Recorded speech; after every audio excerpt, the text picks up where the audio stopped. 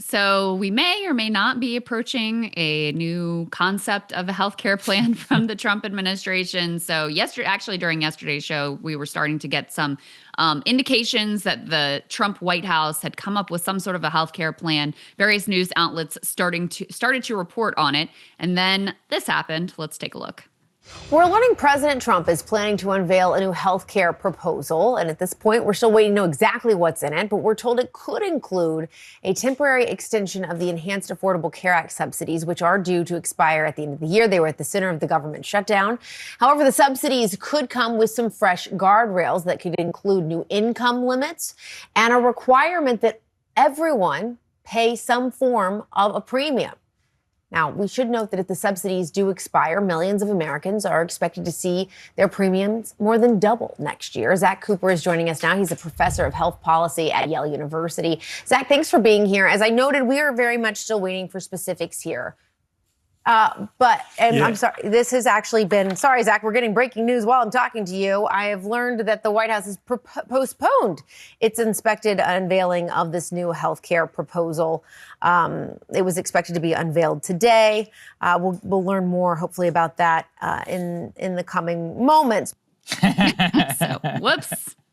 Breaking news, actually, they're not going to move forward with this at all. And the outlines of the deal are basically what she had said, as far as we know, which is effectively like a 2-year extension of the ACA subsidies, and then some tinkering around the edges of the eligibility and, you know, how much income you can earn in this provision with regard to premiums. But effectively, it's like, all right, fine, we'll extend the Obamacare subsidies for 2 years. Could put the next piece up on the screen, which indicates why they decided to pull this proposal at the last minute. Apparently, they hadn't really gone to any members of Congress, Republican members of Congress, to see how they felt about the proposal. So it says new White House to delay a healthcare proposal after significant congressional backlash, according to 2 White House officials. The announcement has been delayed, with one of those officials citing strong congressional backlash to Trump's proposed plan. Trump planned to make an announcement as early as Monday, proposing a framework to address healthcare costs, which included an extension of Obamacare subsidies. So there you go, Saagar. That's where we are. Yes, I think it's deeply hilarious. I do, although I want to sit in terms of how we talked a lot about this during the whole shutdown thing. This still just shows you how we are so screwed in the healthcare convo, because the Democratic response was we have to extend these subsidies to these healthcare companies. And now the Republican cave is to also potentially give some subsidies, but with income caps or whatever, to the same healthcare company. Nobody wants to address or do anything about cost. And I think the hilarious part about it too, I'll give you an example, is Bill Cassidy. Put B4 up here on the screen. So Bill Cassidy, he's the doctor, and his alternative plan is swapping ACA tax credits with HSAs, like HSA. By the way, I'm a fan of HSA accounts. If done well, they can do, they actually are very effective in a lot of other different countries. But this is basically the same thing. So instead of giving the dollars to the healthcare company, we'll give you HSA dollars, which you could spend on the healthcare company. All of it comes back to propping up this ridiculous system where nobody wants to do anything about cost. Like, it's just so crazy to me. I mean, honestly, the only good thing that I've seen Trump do recently on healthcare is when he's been talking about striking deals on Ozempic in his Trump Care government, pharmaceutical deal, where it'll be at a flat price for what Americans could pay for if they have a prescription. That's what we need more of. And nobody actually seems to want to do anything about that. Even the Biden administration, if we think back to their whole negotiating drug prices thing, they were like, oh, well, we'll negotiate like the 10 largest drugs that we do. Then, of course, Trump just basically rolled, quite a bit of that back. There hasn't been a lot of development actually in terms of lowering the overall cost. And meanwhile, what's happening is that the drug hospital prices all continue to outpace inflation massively. And then on top of this healthcare subsidy conversation, the average premium for people on Obamacare ups a minimum of some 16, 17%. As I said, mine was 17%.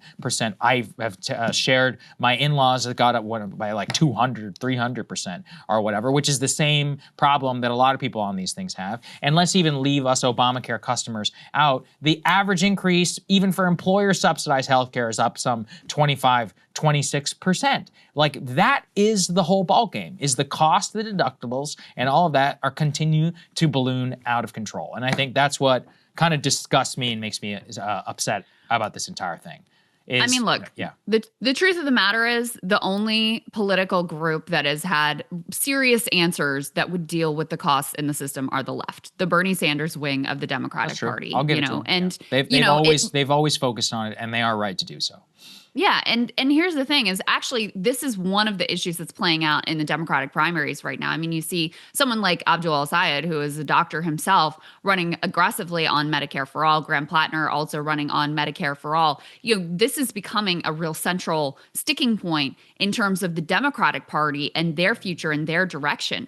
There was kind of a mutual agreement, I feel like, between Kamala and Trump not to really talk about healthcare in the 2024 campaign, because Biden had run on, hey, let's do a public option. But then as soon as he got through the primary, just sort of tossed that to the side and never even attempted to move in that direction whatsoever. He just did like a little bit of, price negotiations on a handful of drugs. Okay, fine. It's an improvement, but it's not exactly revolutionary.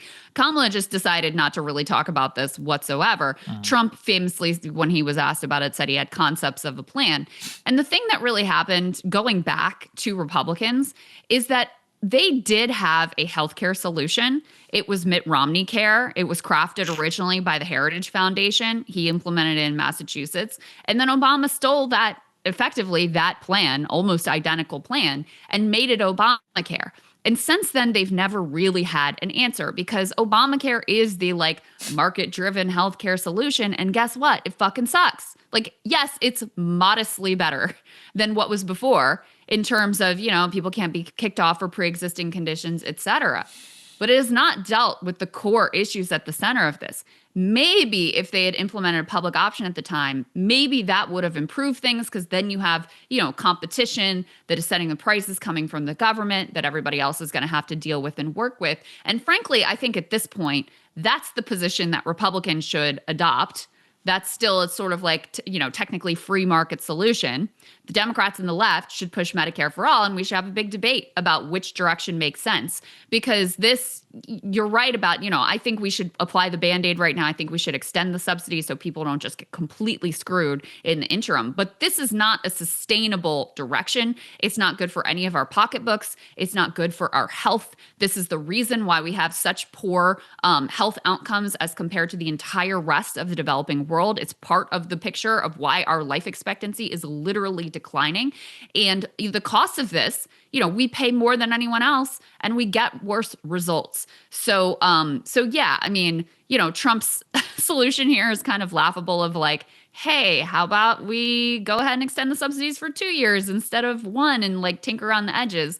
But the health savings account direction is also sort of, absurd and pathetic and not really substantively different. So they've been lost at sea ever since Obama stole their plan originally, effectively. Yeah, and the thing is then this kind of gets to my point. And the reason I agreed with you about the left always talking about the issue is at the very least they're trying to address costs. And, this is my issue right now is everything is about subsidizing the healthcare industry. This whole market-based thing is fake because it doesn't actually address the monopolized and cartel-controlled costs within there. You don't have to have a universal healthcare system. Singapore has universal coverage. It's called managed competition. That's what I was talking about with HSAs. You have a very easy, so-called universal coverage system which you can implement, which takes care of lower income households, which price controls with HSAs to make it extremely affordable and efficient if you want to, but it requires intense government intervention to make sure that there are caps. Remember we talked about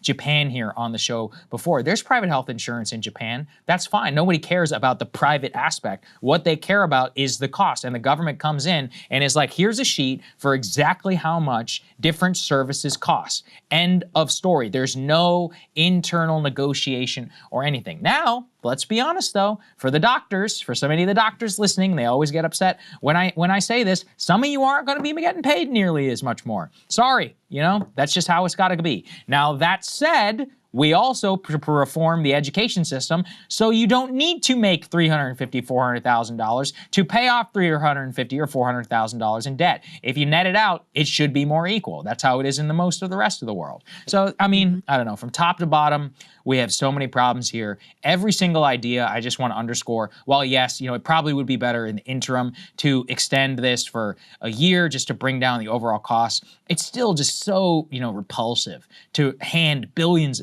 tens of billions of dollars to these disgusting insurance companies. B3, let's go and put that up here on the screen.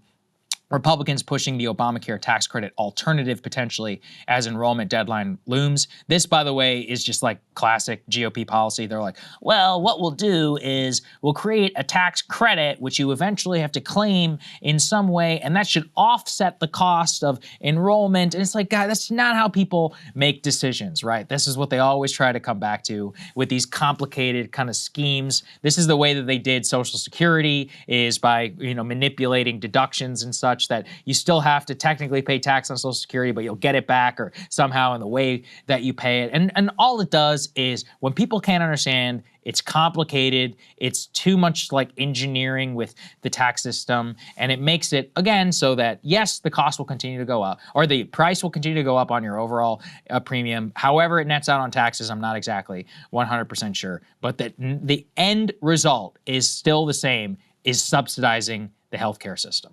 And the current healthcare system, I just feel disgusted by it. I really do. Just because I know so many people, my own experience, certainly, but it's really not about me. It's just like everybody else who I know. Nobody has a good story. Everybody has some insane tale. So I'm friends with a lot of new parents just about how they're, if your kid had to be in the NICU like mine did, oh, it didn't transfer properly. I got a horrible bill in this hospital, out of network, the healthcare, they deny the pediatrician visit. It's just nuts, right? And you're sitting in there in the hospital worrying about whether your kid can breathe, and then 2 weeks later you sigh, have a sigh of relief, and somebody's sending you a bill for $15,000. I can't deal with that. It's ridiculous.